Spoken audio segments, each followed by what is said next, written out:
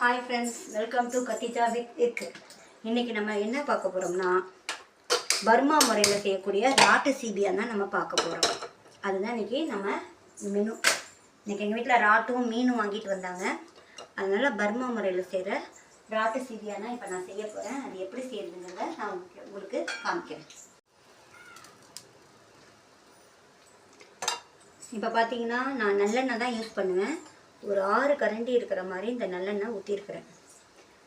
இதில் நம்ம என்ன செய்யணும்னா, பெரிய வெங்காயம் இருக்குது பார்த்தீங்களா, பெரிய வெங்காயம் தான் இதுக்கு மெயின். பெரிய வெங்காயத்தை என்ன செய்யணும், நீட்டு வாக்கில் நறுக்கணும். குறுக்க நறுக்காதீங்க, நீளமாக நறுக்குங்க. நீளமாக நறுக்குனாதான் இந்த சீபியானுக்கு வந்து ராட்டு சீபியானுக்கு நல்லாயிருக்கும். அதனால் பார்த்திங்கன்னா இந்த பாருங்கள், அவ்வளோதான். நிறையா வெங்காயம் போடணும், கொஞ்சமாக போடக்கூடாது. இது நிறையா போடுங்க. இது இன்னொரு இது செய்யறதுக்காக பாதி எடுத்து வச்சுருக்கேன். இந்த வெங்காயம் எப்படின்னா ஒரு 90% வெந்துடணும். 90% வெந்தால் தான் இது வந்து டேஸ்ட் கொடுக்கும். சலசலன்னு இல்லாட்டி அப்படியே வதவதன்னு இருந்துச்சுன்னா அந்த டேஸ்ட்டு வரவே வராது ராட்டுக்கு. இது அப்படியே 90% நல்லா வேகணும். பார்த்துக்கோங்க, நல்லா வேகட்டும். இன்னொரு சைடு என்ன பண்ணணும்னா, இன்னொரு இடத்துல இது வந்து வெறுமனை ராட்டு போட்டு மட்டும்தான் நான் செய்ய போகிறேன். இன்னொன்று வந்து என்ன செய்யணும்னா, இந்த ராட்டோடு சேர்த்து உருளைக்கிழங்கு போட்டு செய்வேன். நாங்கள் செய்வோம். ஏன்னா பர்மாலெலாம் இது செய்ய மாட்டாங்க. பர்மாவில் எப்படி செய்வாங்கன்னா, எங்கள் அம்மா அப்பாலாம் பர்மாவில் தான் எனக்கு வந்தவங்க. எப்படி செய்வாங்கன்னா, வெறும் இந்த வெங்காயமும் இதை பார்த்திங்களா, இதான் நான் அரைச்ச மசாலா. இஞ்சி, பூண்டு, காஞ்ச மிளகாய், இது 3 மட்டும் தாங்க போட்டு அரைச்சிருக்கேன். வேறு ஒன்றும் கிடையாது. இதோட மசாலாவே இஞ்சி, பூண்டு, காஞ்ச மிளகாய், இது 3 மட்டும் போட்டு நல்லா மைய அரைச்சிடுங்க. அரைச்சி வச்சுட்டு அங்கெல்லாம் எப்படி செய்வாங்கன்னா, அங்கெல்லாம் உருளைக்கிழங்குலாம் அவ்வளோ செய்ய மாட்டாங்களா. எதாவது நம்ம சூப்பராக இருக்கணும்னா அப்படியே அதோட ஃப்ளேவர் மட்டும், எந்த நான்வெஜ் போடுறோமோ அந்த ஃப்ளேவர் மட்டும் தான் கிடைக்கிற மாதிரி இருக்கும் அங்கே செய்கிறதுலாம். இப்போ இந்த வெங்காயத்தை நல்லா பார்த்திங்கன்னா 90% வர மாதிரி வதக்கிட்டு இந்த மசாலாவை அதில் போட்டுருங்க. போட்டுட்டு அந்த பச்சை வாசனை போகிற வரைக்கும் நல்லா கிண்டிடுங்க. பச்சை வாசனை போகிற வரைக்கும் கிண்டுங்க. பார்த்தீங்களா, வெங்காயம் கடகடன்னு வெந்துடும். நீங்கள் வந்து இதை வச்சுட்டு அங்கிட்டு இங்கிட்டு போயிடாதீங்க. கருகிருச்சுன்னா அந்த டேஸ்ட்டே நம்ம எடுத்துரும். பார்த்தீங்களா, ஓகேவா, ஒரு 3/4 மேலே வெந்துருச்சு. இப்போ இந்த ஸ்டேஜில் நம்ம என்ன செய்யணும்னா, இஞ்சி, பூண்டு, காஞ்ச மிளகாய் அரைச்சி வச்சுருக்கணும். அதை எடுத்து போடணும். எவ்வளோ தேவையோ அதை எடுத்து போட்டுக்கணும். மிளகா உங்கள் காரத்துக்கு தகுந்த மாதிரி வச்சுக்கோங்க. ஓகேங்களா, அவ்வளோதான்.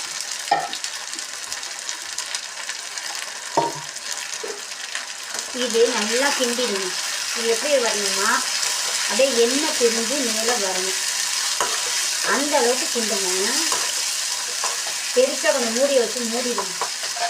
நல்லா பெருச்சு நல்லா கிண்டிங்கன்னா எண்ணெய் வந்து அப்படியே பிரிஞ்சு மேலே வரும். அப்போ நீங்கள் என்ன செய்யணும்னா, அந்த ராட்டை எடுத்து இதில் போட்டுருங்க. ராட்டும் போட்டு உப்பு போடுங்க. உப்பு வந்து என்றைக்குமே நிறையா பயன்படுத்தாதீங்க. ராட்டில் உப்பு ஜாஸ்தி போச்சுன்னா அது வந்து உப்பு கரிக்கிற மாதிரி போயிடும். ஓரளவுக்கு பார்த்து உப்பு கம்மியாகவே போடுங்க. எப்படி வாசனை இருக்குது தெரியுமா, அந்த பூண்டு, இஞ்சி, இந்த ஆனியனோட வாசனை, அந்த ஃப்ளேவர் அப்படியே 3 சேர்ந்து அவ்வளோ சூப்பர் ஸ்மெல்லாக இருக்குது. இன்னும் நான் ராட்டே போடாமையே இவ்வளோ வாசனை வருது பாருங்கள். இப்போ போட்டு செஞ்சால் எப்படி இருக்குன்னு பாருங்கள். கண்ணுலலாம் தெரிச்சு பயங்கர டேஸ்ட்டு வருது. இது இந்த மாதிரி செஞ்சுட்டு நீங்கள் அந்த சப்பாத்தி இருக்குதுங்களா, சப்பாத்தி செஞ்சு அதுக்கு தொட்டு சாப்பிட்டு பாருங்கள். பயங்கர டேஸ்ட்டாக இருக்குங்க. அல்டிமேட்டாக இருக்குமாங்களா, அந்த மாதிரி இருக்கும். ஓகேங்களா, ஓகேவா, பார்த்தீங்களா, எண்ணெய் பிரிஞ்சு சரிவா, எண்ணெய் பிரிஞ்சு அப்படியே மேலே வந்துக்கணும். கொஞ்சம் சிம்மில் வச்சுக்கோங்க. எண்ணெய் பிரிஞ்சு அப்படியே மேலே வரும். அவ்வளோதான், எண்ணெய் பிரிஞ்சிச்சு. அவ்வளோதான். இந்த ஸ்டேஜில் நீங்கள் என்ன பண்ணுங்கள், ராட்டை போடுங்க. நான் இதை 2ஆக பிரித்து செய்கிறேன். ராட்டை 3ஆகவே பிரிச்சுட்டுன்னு வைங்களா. ஒன்று மஞ்சத்தூள் உப்பு போட்டு வச்சுருக்கேன், இதில் கொஞ்சம் போட்டுருவேன். அவ்வளோதான். மீதியை வந்து உருளைக்கிழங்குக்காக மீதியை வச்சுருவேன். உருளைக்கிழங்கு போட்டு செய்கிறது ரொம்ப டேஸ்ட் இருக்கும். அதுக்கு வச்சுட்டேங்க. எடுத்துங்க. அவ்வளோதான். நல்லா பரட்டி விட்டு எவ்வளோ உப்பு தேவையோ அந்த அளவு போட்டுக்கோங்க. ரொம்ப மட்டும் உப்பு போட்டாங்க. இது ஒரு தடவை நீங்கள் செஞ்சு பாருங்கள். ரொம்ப பர்மாலேருந்து வந்தவங்களுக்குலாம் கண்டிப்பாக தெரியும். இதோட டேஸ்ட்டு எல்லாத்துக்கும் பர்மாலேருந்து வந்தவங்களுக்கு கண்டிப்பாக தெரியும். தெரியாமல் இருக்க வாய்ப்பே கிடையாது. அதுதான் ராட்டுங்கிறது சட்டுன்னு வேகக்கூடிய ஒரு பொருள். அதனால் வந்து ரொம்பலாம் தண்ணி ஊற்றணும்னு அதுக்கு அவசியமே கிடையாதுங்க. அவ்வளோதான். இது கொஞ்சம் நேரம் அப்படியே வேகட்டும். வெந்து அப்படியே சுண்டி வரட்டுமே காமிக்கிறது. நம்ம ஊற்றுனோம் பார்த்தீங்களா எண்ணெயெல்லாம், அதெல்லாம் அப்படியே மேலே வந்து மிதக்க ஆரம்பிச்சிடும். இது நல்லா வேகட்டுங்க.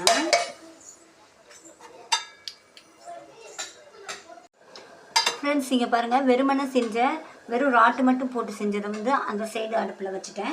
இப்போ என்ன செய்ய போகிறோம்னா உருளைக்கிழங்கு போட்டு நான் செய்ய போகிறேன். அதே மசாலா தான், வேறு எந்த மாற்றமும் கிடையாது. ராட்டில் வந்து உருளைக்கிழங்கு போட்டு செய்யலாம், பீக்கங்காய் போட்டு செய்யலாம். சரிங்களா? நான் உருளைக்கிழங்கு போட்டு இப்போ செய்ய போகிறேன். அந்த அடுப்பில் வந்து முன்னாடி செஞ்ச ராட்டை தூக்கி அந்த அடுப்பில் வச்சுட்டு இந்த அடுப்பில் இந்த ராட்டு செய்யணும். வெறும் உருளைக்கிழங்கும் ராட்டும் போட்டு செய்யணும். அவ்வளோதான். இதுக்கு வந்து ஒரு 4-5, இதுக்கும் 5 கரண்டி எண்ணெய் தான் ஊற்றுவேன் நான். எல்லாத்துக்கும் ஒரு நான்வெஜ்ஜுக்கு பொதுவாகவே கொஞ்சம் எண்ணெய் ஜாஸ்தி ஊற்றுங்க. அதான் நல்லாயிருக்கும். நல்லெண்ணெய் தான் நான் யூஸ் பண்ணுறேன், ரீஃபைண்ட் ஆயில் கிடையாது. நல்லா இருக்கும்னு வச்சுக்கோங்க. அவ்வளோதான். நான்வெஜ்ஜுக்கு பெரும்பாலும் பார்த்தீங்கன்னா நீட்டு வாக்கில், ராட்டுக்கெலாம் நீட்டு வாக்கில் நறுக்குங்க. வெங்காயத்தை நீட்டு வாக்கில் நறுக்கி செஞ்சால் தான் அது டேஸ்ட் கொடுக்கும். வெங்காயம் ஒவ்வொரு கட்டிங்க்கும் ஒரு டேஸ்ட் இருக்குன்னு சொல்லுவாங்க. இது வந்து ராட்டை பொறுத்த வரைக்கும் நீட்ட வாக்கில் தான் நறுக்கணும். அப்போ தான் வந்து அந்த டேஸ்ட்டு உங்களுக்கு கிடைக்கும். இதுவும் அதே தான், அதே மெத்தட் தான், வேறு ஒன்றும் கிடையாது. அதே மாதிரி இதுவும் கொஞ்சம் 90% வதங்கணும். வதங்கிட்டு மீதி மசாலா இருக்குல்ல அதை போட்டுருவேன். இதில் போட்டது மீதி எடுத்து வச்சுருக்கிறேன். அதை போட்டு நல்லா எண்ணெய் பிரிகிற வரைக்கும், எண்ணெய் பிரிஞ்சு மேலே வர வரைக்கும் வதக்கி விட்டுருவேன். வதக்கிட்டு போடுவேன். இதுக்கு சாம்பார் என்ன சாம்பார் நல்லா இருக்குன்னா வெண்டைக்காய் சாம்பார் வைங்க. வெண்டைக்காய் சாம்பார் வெரி வெரி டேஸ்டியாக இருக்கும். இல்லாட்டி முருங்கைக்காய் சாம்பார். இது ரெண்டும் தான் இந்த ராட்டு சிபியானுக்கு காம்பினேஷன். நிறைய காயில் நிறைய சாம்பார் வைப்பாங்க. ஆனால் நான் வந்து இந்த ராட்டு சிபியானுக்கு ஒன்று வெண்டைக்காய் சாம்பார் வைப்பேன், இல்லாட்டி முருங்கைக்காய் சாம்பார் வைப்பேன். இந்த 2 சாம்பார் தான் நல்லா ரொம்ப டேஸ்ட்டு கொடுக்கும் இது தொட்டு சாப்பிடும்போது. இந்த மாதிரி வெறுமனை செய்கிற ராட்டு தான் நீங்கள் வந்து இதுக்கு சப்பாத்திக்கு நல்லாயிருக்கும். இதோடு அந்த மாதிரி ராட்டு தான் இன்னும் நல்லாயிருக்கும். இது உருளைக்கிழங்கு போட்டு செய்கிறது.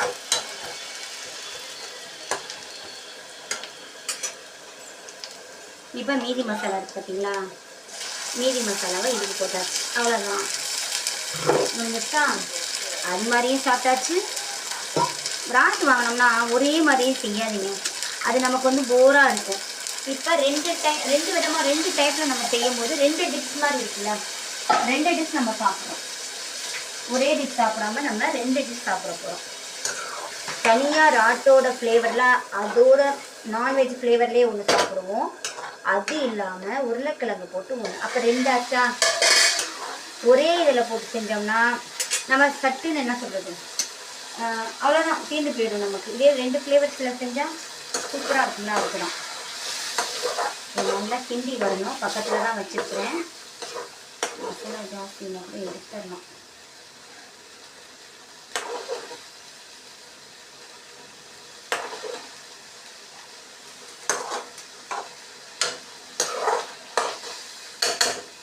இது நல்லா கிண்டி வரட்டும். இது நல்லா கொதிச்சு வரட்டும் ஃப்ரெண்ட்ஸ். இங்கே பாருங்கள் ஃப்ரெண்ட்ஸ், முதல்ல செஞ்சோம்ல வெறும் ராட்டு போட்டு செய்வது, இது பார்த்தீங்களா எப்படி வந்துருக்கு பார்த்தீங்களா. அப்படியே எண்ணெய் அப்படியே மேலே மிதக்க ஆரம்பிக்கும். ஃபைனல் ஸ்டேஜ் வந்துருச்சு. ஓகேங்களா. இந்த ஸ்டேஜில் நம்ம என்ன பண்ணணும்னா ஆஸ் யூஷுவல் எப்பயும் உள்ள கொத்தமல்லி தழை, இதை கொஞ்சம் நீங்கள் சிம்மில் வச்சிடணும். சிம்மில் பார்த்தீங்களா எண்ணெய் எப்படி இருக்குது பாருங்கள், அப்படியே மேலே பிரிஞ்சு வருது பார்த்தீங்களா. இதுதான் வெரி வெரி டேஸ்ட்டாக இருக்கும். இப்போ இதுக்கு தேவையான அளவு கொத்தமல்லி தழையை நறுக்கி போட்டுருவோம்.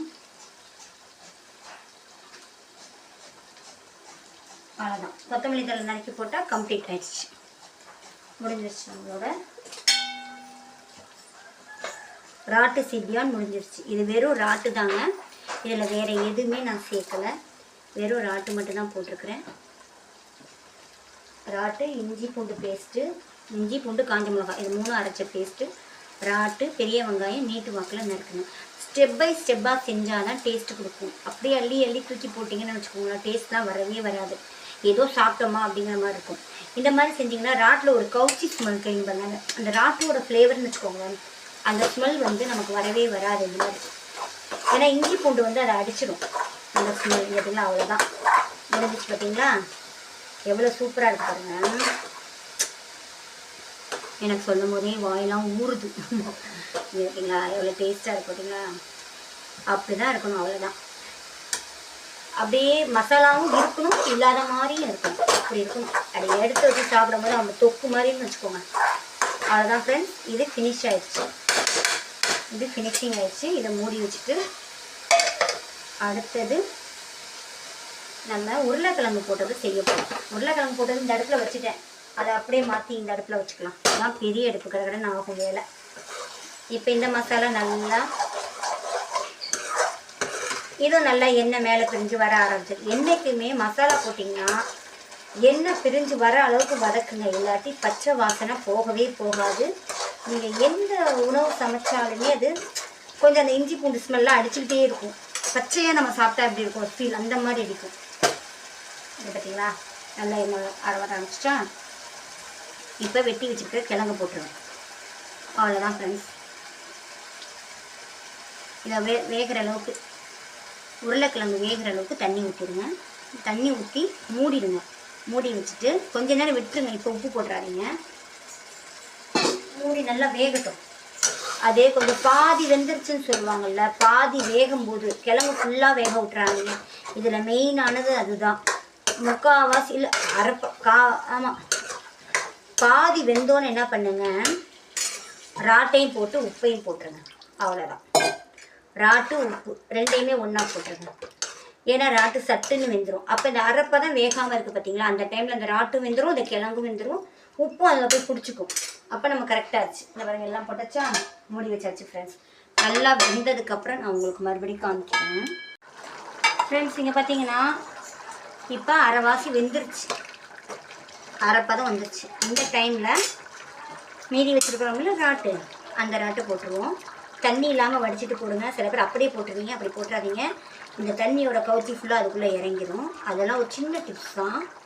சில பேர் தெரியாமல் அப்படியே கொட்டிடுவாங்க, அப்படிலாம் கொட்டிடாதீங்க, இதை எடுத்து போட்டுருங்க. அதில் பார்த்தீங்கன்னா அடியில் அவ்வளோ தண்ணி நிற்கும், அது நமக்கு தேவையே இல்லாத போகும். போட்டாச்சா. இப்போ இதுக்கு தேவையான உப்பு போட்டுருங்க. உப்பு போட்டு நல்லா வேக விட்டுருங்க.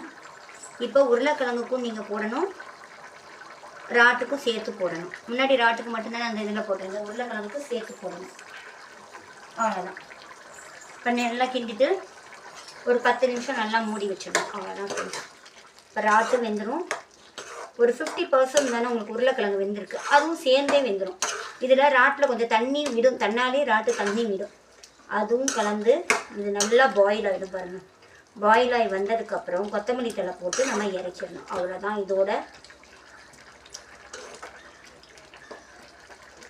இதோட மெத்தடி தான். அவ்வளோதான் ஃப்ரெண்ட்ஸ், முடிஞ்சிருச்சு. இதில் பார்த்துட்டே பேசுகிறத விட்டுட்டேன். அவ்வளோதான் ஃப்ரெண்ட்ஸ், இது அப்படியே அவ்வளோதான். நல்லா கொதிக்கட்டும். நல்லா வெந்ததுக்கப்புறம் நான் உங்களுக்கு எடுத்து காமிக்கிறேன். இங்கே பாருங்கள் ஃப்ரெண்ட்ஸ், கடைசியாக உருளைக்கிழங்கும் ராட்டும் போட்டது ஃபைனல் ஸ்டேஜ் வந்துருச்சு. எப்படி தண்ணி விட்டுருச்சு பார்த்தீங்களா, நல்லா வெந்துருச்சு. அவ்வளோதான். இதில் மறுபடியும் நான் என்ன சேர்க்குறேன்னா, இதுக்கு கொத்தமல்லி தழை போடணும்ல, இது போட்டுக்கோமா. அவ்வளோதான். நீங்கள் இந்த மாதிரி 2 மெத்தட்லேயும் செஞ்சு பாருங்கள், ரொம்ப டேஸ்ட்டாக இருக்கும். இல்லை எங்களுக்கு வந்து நிறைய மெம்பர்ஸ் இருக்காங்க, நான் ஒரே மெத்தடில் தான் செய்வேன்னா அது உங்களுடைய விருப்பம். நான் இப்படி தான் கொஞ்சம் நாங்கள் 3 பேர் தானே. எங்கள் வீட்டுக்காரர் ராட்டு எவ்வளோலாம் சாப்பிடுவார். அவர் மஞ்சத்தூள் போட்டு உப்பு போட்டு பிசைஞ்சு வச்சுருவேன். அது அப்படியே மீன் மாதிரி பொரிச்சு கொடுக்கணும், அதுதான் அவருக்கு பிடிக்கும். இது 2 நானும் என் பொண்ணு தான் சாப்பிடுவோம். அதனால் எங்களுக்கு கொஞ்சம் போதும்ல, ரொம்பலாம் சாப்பிட மாட்டோம்ல, அதனால் இது போதும் எங்களுக்கு. பார்த்தீங்களா, இதை நல்லா நறுக்கிடுங்க. கொத்தமல்லி தழை போட்டால் அது தனி டேஸ்ட்டு தானே, சும்மா சொல்லக்கூடாது. தெரியாமல் எல்லாத்துலேயும் மக்கள் போடுறாங்க. பார்த்தீங்களா, அவ்வளோதான்.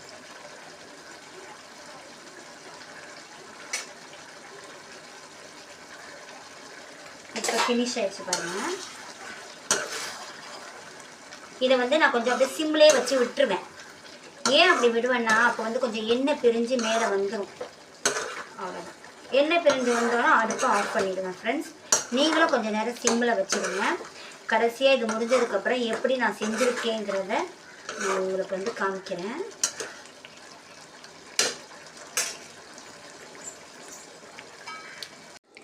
இப்போ பாருங்கள் ஃப்ரெண்ட்ஸ், நான் சமைச்சு முடிச்சிட்டேன். இது வந்து ஃபஸ்ட்டு ஒன்று இருக்கிறது வந்து சின்ன தட்டில் தொக்கு எவ்வளோ சூப்பராக இருக்கு பாருங்கள், எண்ணெய் தனியாக வருது. இது வந்து உருளைக்கிழங்கு போட்டு ராட்டு. இது என்னென்னா மஞ்சத்தூள் போட்டதுங்க. மஞ்சத்தூள் போட்டு செய்கிறது இப்படி தான் இருக்கும். இதை நான் இன்னும் ஃப்ரை பண்ணல, இதை அப்படியே ஃப்ரிட்ஜில் மூடி வச்சுருவேன். இதை வந்து நாளைக்கு பாப்பாவுக்கு அவருக்கெலாம் வந்து ஃப்ரை பண்ணி சாப்பாட்டுக்கு தொட்டுக்க கொடுப்பேன். ரொம்ப நல்லாயிருக்கும். ஓகே ஃப்ரெண்ட்ஸ், பாய். இந்த வீடியோ பிடிச்சிருந்தா லைக் பண்ணி ஷேர் பண்ணி கமெண்ட் பண்ணுங்கள். பெல் பட்டனை கிளிக் பண்ணுங்கள். எல்லோரும் இந்த ஃபுல் வீடியோ பாருங்கள். எனக்கு கொஞ்சம் சப்ஸ்கிரைப் பண்ணுங்கள் ஃப்ரெண்ட்ஸ். ஓகே ஃப்ரெண்ட்ஸ், பாய்.